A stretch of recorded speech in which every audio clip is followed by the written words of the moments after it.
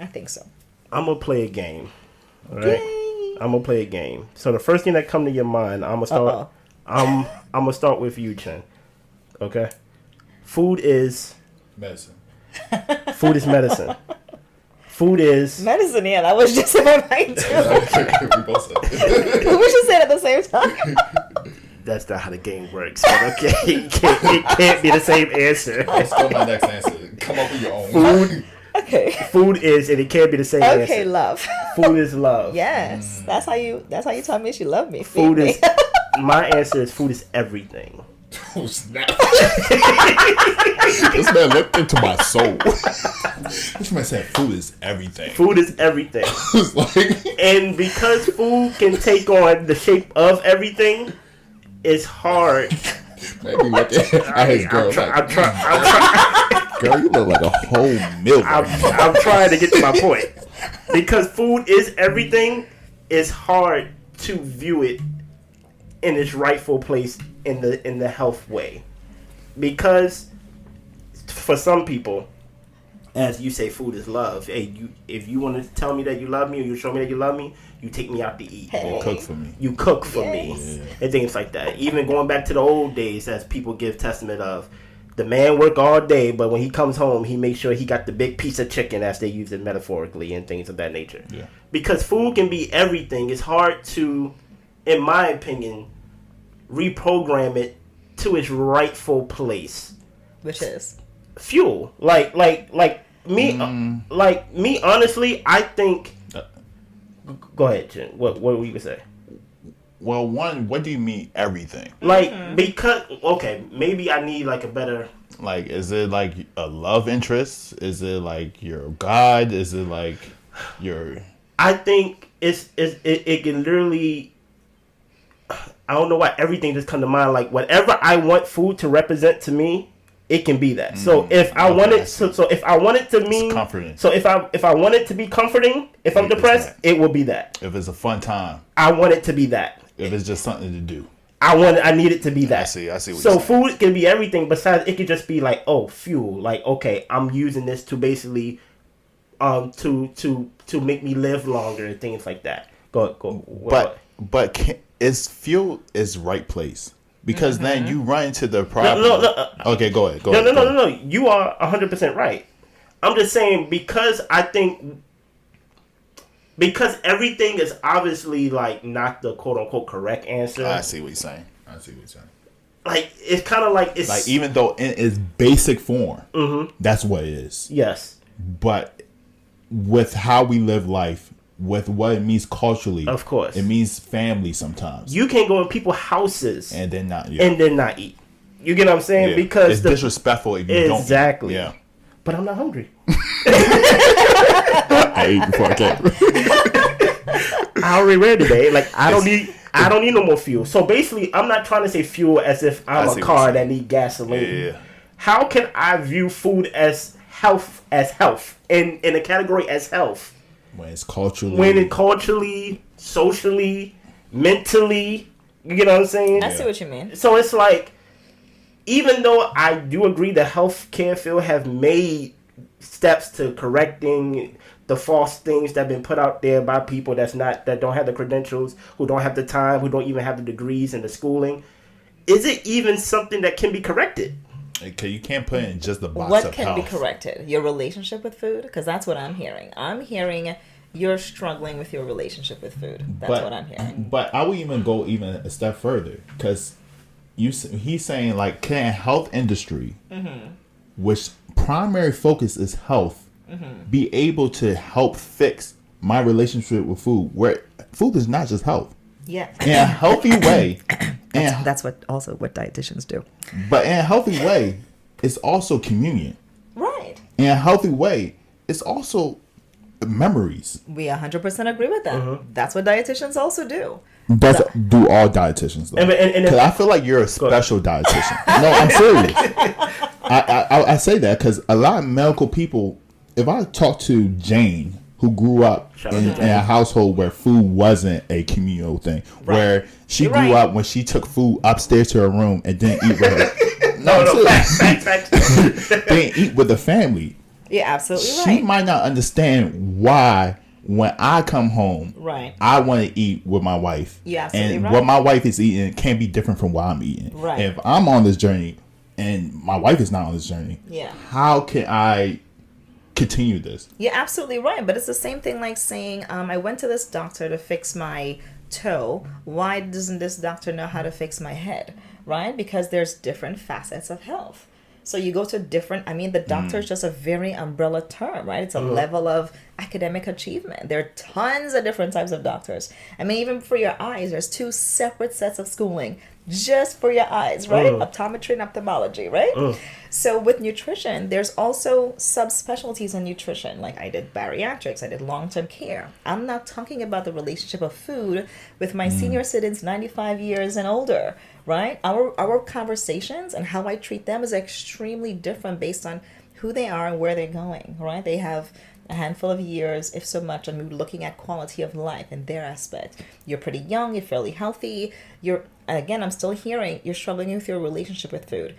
Health is not the right place for it. It's part of it. It's part of right? health. Okay. So just like Chen said, food is love. Food is communion. Food, yes, is health. Food is fuel. Food's a lot of things. Food is respect. It could mean disrespect. I said everything, but it took us a while to understand, but we got it. I definitely understood it. Right, yeah. You also said everything too. But you were trying to, it seems like you didn't give yourself the credit for recognizing how much food could mean to someone, while still also recognizing that food could be part of your health journey as well. So it's not that it has to be on a separate island by itself. All of that should encompass all together. When I hear dietitian, correct me if I'm wrong, please. Is having a dietitian or talking to a dietitian, let me give you an example. My father, before he passed, we had to talk to a dietitian because of his disease and so forth. So when I've heard those type of things, I've only hear of it as if your health is really bad to where hey, you need to go see one. Besides that, is a dietitian or talking to a dietitian a luxury? Because it seems like you said everyone should have a dietitian. Everyone probably don't know that they can have one.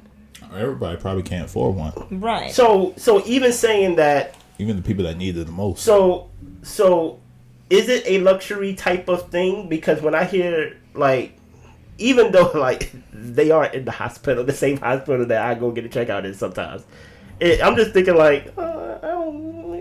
it's unless I'm told to go get one, I feel like it's a luxury type of feeling that I get. Is that just me feeling, me not knowing, or me just No, I mean, unfortunately, healthcare in the U.S. is a luxury by itself, right? Yeah.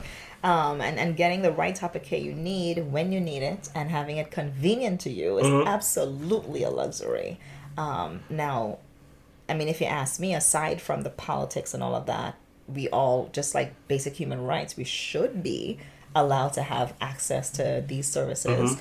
But again, we have to work within the limitations of whatever your insurance provides or whatnot. But I encourage people to use as much free resources as possible.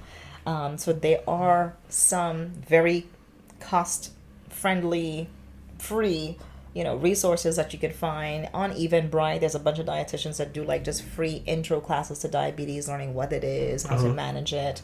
But you gotta want to do it, right? You want to do it and you seek it out. Like you say, you go somewhere where you see a dietitian, but for some reason there's a little bit of aversion there because you feel like it might not be necessary.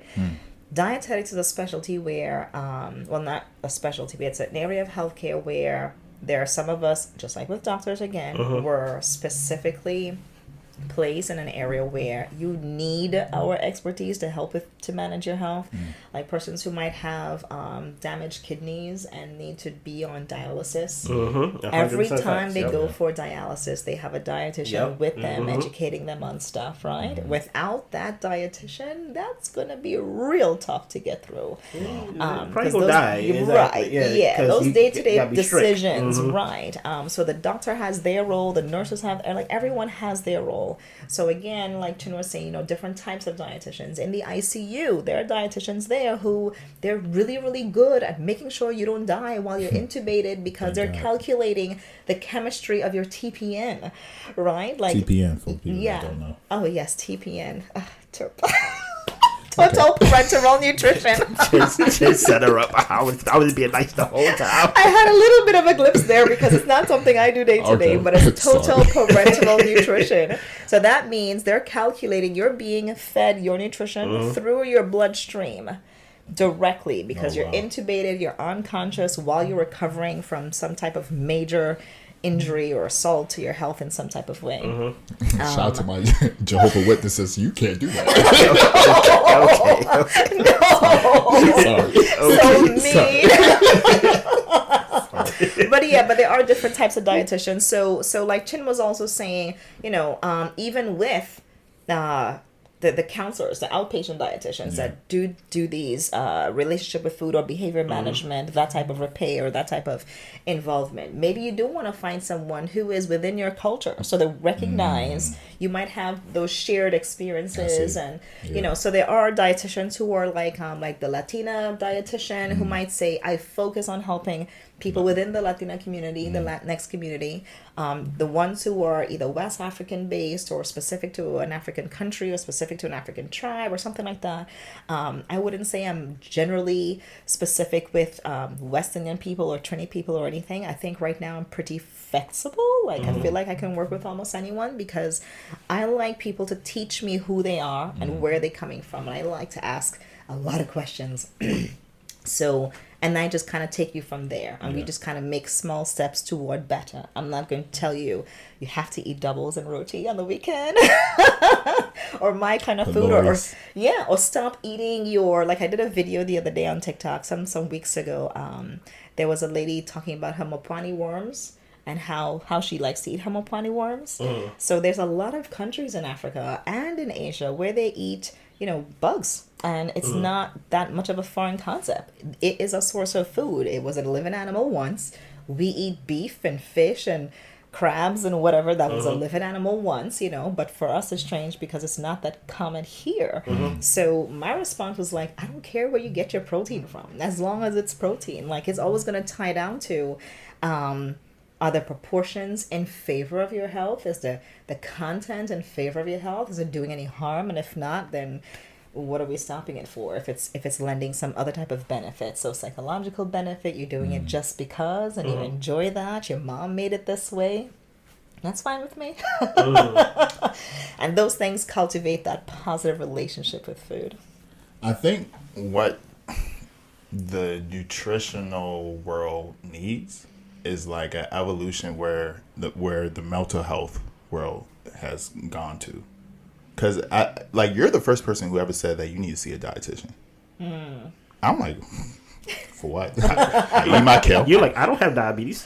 I eat my kale. I eat my carrots. You and your kale and carrots. I eat blueberries. You can't lift nothing though, but over here struggling, limping after. I'm seeing a woman half my size doing the same weight as me. She's looking. I'm like, what's going on?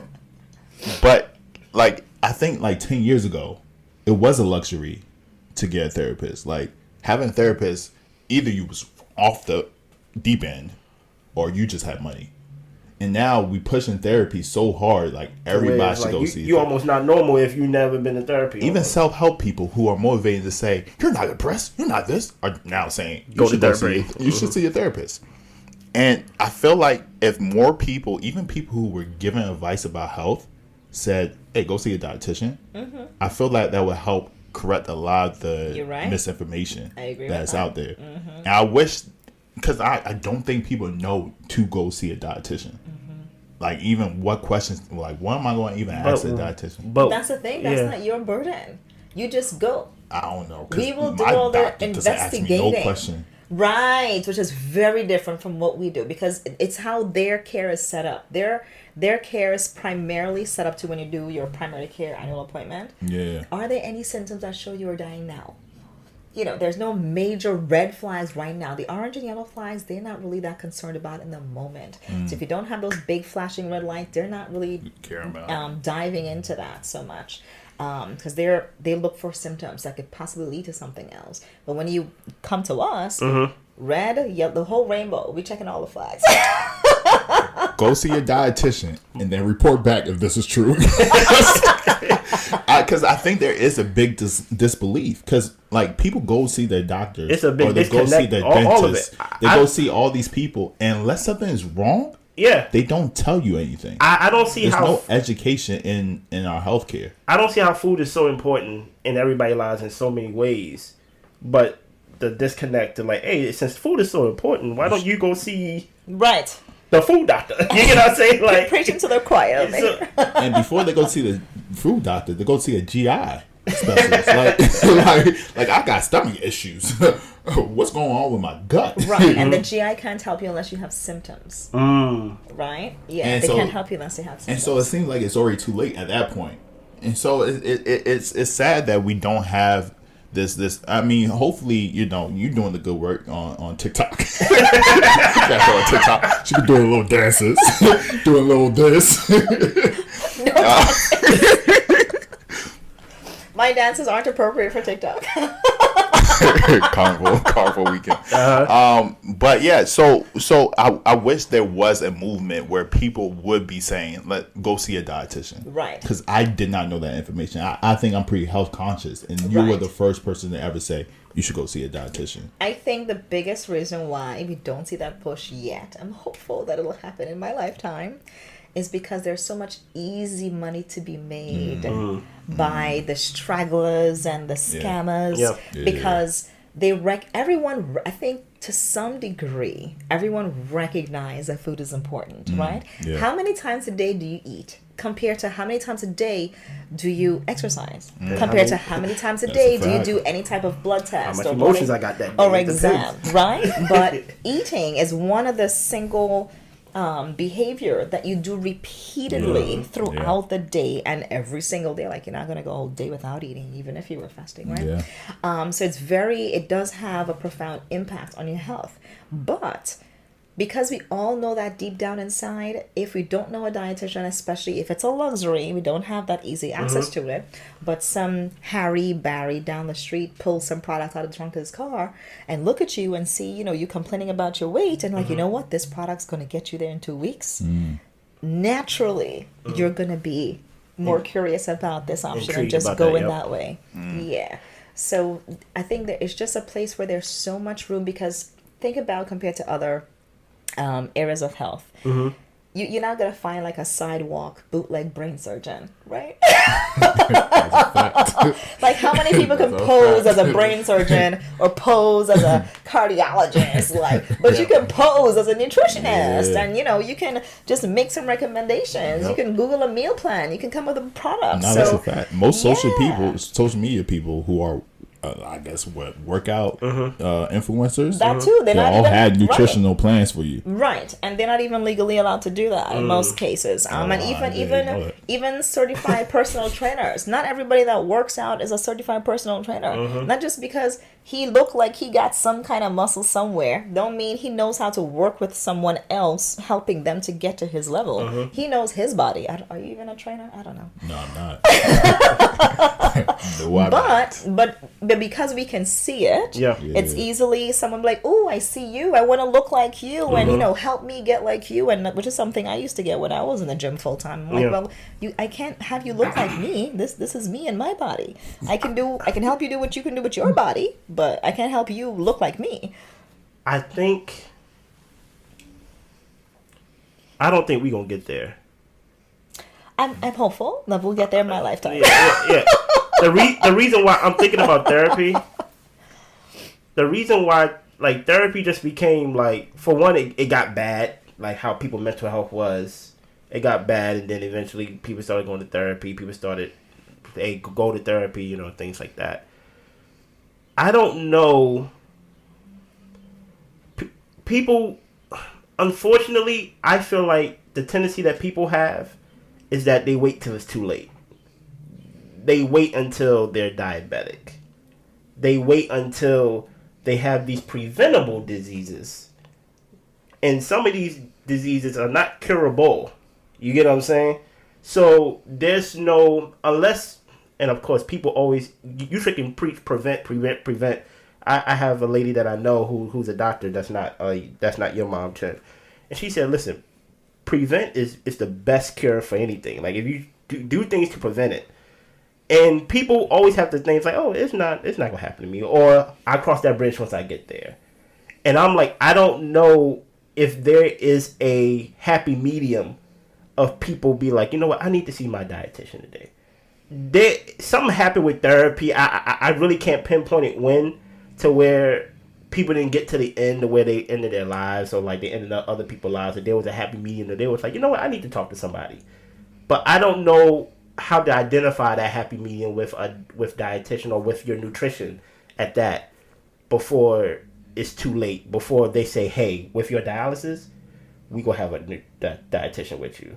With your diabetes, we gonna have a dietitian. With your kidney disease, you need a dietitian. And it's always seemed like it's attached to a death sentence in a way. Or chronic illness. Yes, besides it seemed like, hey, live your best life. You know, while like you're healthy, you know what I mean? While everything's going good, it's always attached to, you need this to live. But that's only because it's systemic, right? Mm-hmm. Yeah, yeah. Right. So like you said, prevention's definitely better than the cure. Yeah. But for the person who's already, so time back to it being a visit with a dietitian, a probable luxury. Mm-hmm. Imagine a person. So I'm thinking about the reason why, even once patients have met us, the reason why they may not show up to an appointment, even though they really need it, right? Because in that moment, they may really have some bigger fish to fry. In that moment, like we hear some stories, right? So there are some people that are really, really struggling out there. In that moment, they could have had 2 or 3 children under 3 or 4 years old. Who's gonna watch them if they can't go to work? Maybe they left the kids with a neighbor who said that they would watch the kids, and now there's an issue there. They went to work. Now there's an issue with the job, and something with the job, and there's issues there. Or they have an abusive person in the home. They need to, be home by a certain time, or they missed the bus. There's so much different things that affect a person's life and affect their decisions. So sometimes we try not to criminalize people because they didn't make the right choice in the moment, because you just don't know why they made that choice. And with experience, you'd see that sometimes people really want to, and sometimes they're really just stuck between a rock and a hard place. They had to choose between, well, I can go there now, or I can pick up this extra shift at my job because I'm struggling to keep the lights on right now. And there are plenty of people right here in Baltimore that are living with those circumstances. So, I mean, those people who struggle to balance meeting their health needs, meeting their immediate social needs day to day, and their economic needs and whatnot, if they knew better years ago, then they would not have to make those tough decisions now. So I think a lot of the healthcare community, again, is trying to implement resources where these things are more systemic, because we can pump $1 million into one big event. Sure, I'll give everybody a free ticket to go see an RD for 2-3 months or something like that, but then what, right? So we're trying to catch these issues before, or to limit the expansion of these problems, trying to catch them in early stages.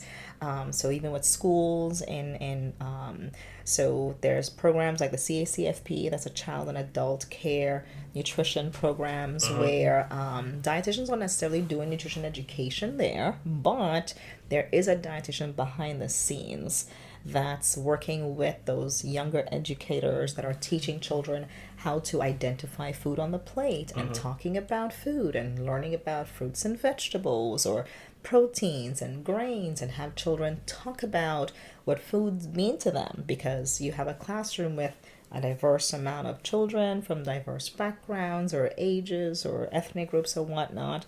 We can all learn from one another. So these things are in place, and they're starting, but we can't catch everyone at every stage of their life right now. So it is tough. I'm going to prefix this question with a story. There was I love NPR, so it's another NPR episode. There was a NPR episode about this guy who was tasked. I think he worked for the World Health Organization or like the United Nations or whatever. And he was tasked to reduce the death rate in Brazil. A lot of people were getting sick, and he was wondering, they was wondering why they're getting so sick. And I think it was like kids, like infants or kids that were getting sick.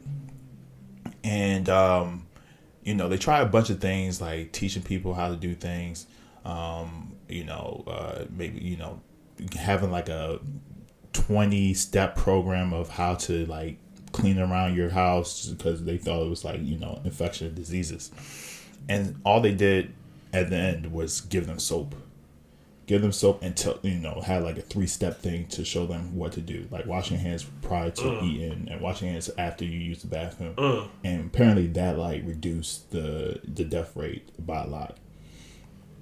I know we talked about how diet is personalized to everybody, but is there one thing that you have seen that people could do more of or less of that could significantly help the majority of people? It might not help everybody, but the majority of people in their daily life when it comes to diet. Oh, yeah. And I can't take credit for this because this is part of the Healthy People Guidelines. So, we healthcare providers follow guidelines because other people go out and do all this research. And then all this research is compiled into data that can work for most of us. And then we follow these guidelines that have been proven to work with the majority of people. So simple things like little to no smoking at all is a big deal. It can affect your health. This includes hookah? That includes hookah. Does it include the little electrical pens? The vapes. Oh, it definitely includes vaping. So those are behaviors that's, even if you went from, say, a 50% risk of heart attack and now you stop smoking, now you could have gone down to possibly, this is hypothetical, like 25% risk of heart attack. It may not eradicate everything you've done in your past, right? But it would reduce your risk of issues. So smoking is definitely one, all forms of it. Increasing exercise. So a lot of Americans are fairly sedentary. They probably don't get but an hour of exercise, if so much, most of the day, especially those of us who have very sedentary jobs. You pin to that chair and desk for 8+ hours at a time. So increasing your exercise on a regular basis. Getting in touch with nature some type of way. So going on walks, green, water, go for a hike. When you're stuck in that. 75 hard. Yeah, that Wait, just why is being in that, that though? environment. Because we're also living beings, and sometimes people can get so detached from other life forms and it just does something, that environment. Okay. And it kind of ties into, and then a psychologist might be able to better speak on this, but it ties into, there was some talk about, say, schools that had bars on the windows and metal detectors and then right, so those children of course would behave similar to, they would lash out because they're being treated like animals. Prisoners. Right. So but if the environment were much different, kind of like a pay school or something with much more funding, those children are going to behave and learn much better. So if your environment is different, and that environment is not limited to just what you see, so a very loving and nurturing environment has a lot to do with your health too, because if you're stressed out, that can take a toll on your body, right? So you don't want to be in a very toxic relationship, any kind of abusive relationship, anything like that, from partner or family, friend, whomever, like job. Get out of that the best you can as soon as you can. Back to the nutrition side, limiting the added sugars. So whether that is candy, glazed donuts, or barbecue sauce, condiments, whatever, you can enjoy these things in moderation, not every single day and 3-4 times a day. When you say added sugar, how much added sugar is or can you have? Well, most adults, the research showed us that about 50 grams of added sugar should be the max for most adults and we don't in the day. Fruits added sugar. No, because that's natural. Yes. So anytime you see sugar and then you see added sugar. Yes, that's the one you're counting. Yeah. Okay. So that's the one that's kind of like table sugar or man-made, the confectionery, the highly ultra processed, ultra refined sugar. But fruits and vegetables going to have some good sugars in that, and that's fine. That's okay. And most foods have some degree of, and that's perfectly and then okay. They add the sugar to right. It, yeah. So it's the added one we want to look at, and just increasing overall whole foods. So whole meaning not as refined. If you can identify it as close as possible to its form in nature. So fruits and vegetables, whether it's canned, frozen, or fresh, if you can look at it and recognize this is what it was, yes, then that's going to be good. But something like a donut, I don't think there's much things that look like a donut in nature? A donut. Yeah. So there was a lot of steps. A wild donut. Yeah. There was a lot of steps that had to be gone through to make that donut. So the less steps of processing is the more whole it is, and the more of that type of food you have, it's the better fresh, it's going to be. Frozen, and canned. Yeah. It doesn't matter. Doesn't matter. So canned is just as good as fresh. It can be. It can be. Depending?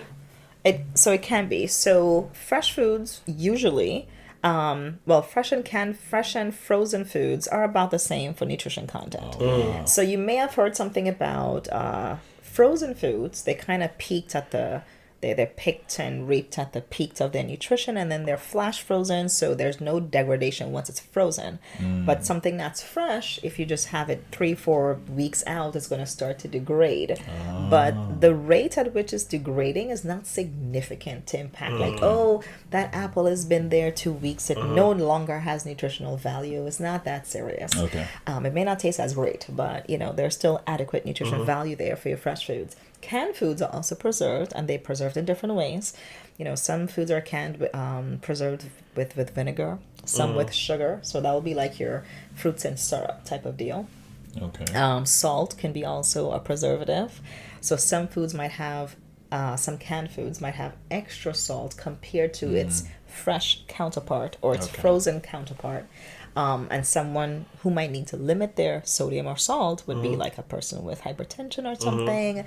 They may want to choose the low sodium option or simply drain and rinse that canned food option. So there are ways to kind of remove some of the extra sodium or syrup but generally speaking, that canned food, frozen food, fresh food, they're all adequately nutritious. Okay. I feel like I got a free lesson. Yes, you did. Once again, I'm not gonna do keto no more. Good. See, I held to one. Yay. Exactly. I had to touch the stove one time to know that it's hot. Is there anything else you have on your mind, Jim? No. Thank you again, man. I feel like we learned so much. My Every pleasure. time you come out here, and I feel like this is one of the best. I think a lot of people enjoy these episodes. I hope so. Yeah, there's so many people that learned so much from the last episode. I think we definitely touched on a lot of new things. This episode. We did. Wow. And look, we upgraded. We got a camera this time. So at first it was just audio. So definitely go see a dietitian. Go see a dietitian. I know we always say go see a therapist.